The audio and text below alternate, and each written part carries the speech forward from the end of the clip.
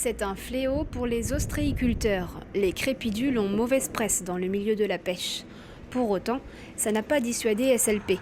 Cette société cancalaise a décidé de valoriser ce coquillage jusque-là inexploité.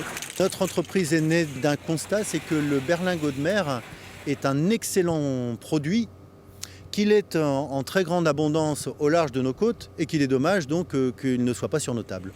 Il a fallu pour ça 5 ans de recherche et développement sur une usine pilote, qui était cette usine là derrière, mais en plus petite, une usine pilote, pour mener différentes expériences, pour décortiquer notre précieux coquillage à froid.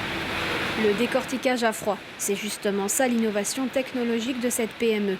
L'entreprise est aujourd'hui la seule au monde à exploiter ce coquillage avec ce procédé de production. Une méthode qui permet de conserver toutes les qualités nutritives du mollusque. À la sortie de l'usine, on commercialise deux produits bien différents. La chair du berlingot, mais aussi sa coquille. Alors derrière, c'est la sortie des coquilles de crépidules qui vont dans cette benne, qui vont être acheminées pour l'agriculture bretonne. Nos sols en Bretagne sont acides, donc il y a besoin d'amendements calcaires. Et c'est une des possibilités. Là, notre coquille est à 97% en carbonate de calcium.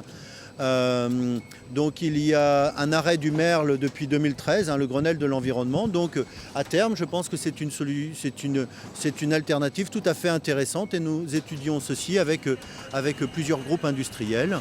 Des coquilles concassées qui fertilisent le sol et qui régulent également l'acidité de l'eau en Bretagne.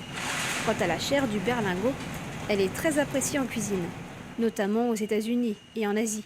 Notre précieux coquillage, la crépidula, destination, la restauration tout d'abord bien entendu, mais également l'industrie des produits de la mer en France, mais beaucoup à l'export. Et nous sommes actuellement en validation d'une recette vedette dont je ne peux malheureusement pas encore vous parler, bien entendu. Nous la sortirons prochainement lors de salons. Depuis le printemps, SLP travaille avec le laboratoire de la cuisine de demain, le cercle culinaire contemporain.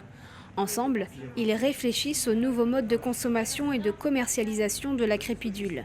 Alors aujourd'hui, les données qu'on a nous permettent de dire que c'est un produit qui a beaucoup de potentialité d'utilisation en cuisine et qu'il a du goût, que c'est un joli produit.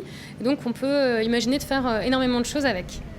Des grands chefs bretons ont commencé à introduire le gastéropode dans les assiettes. Bien qu'unique, le goût se rapprocherait de leurs mots, de la moule et de la coquille Saint-Jacques.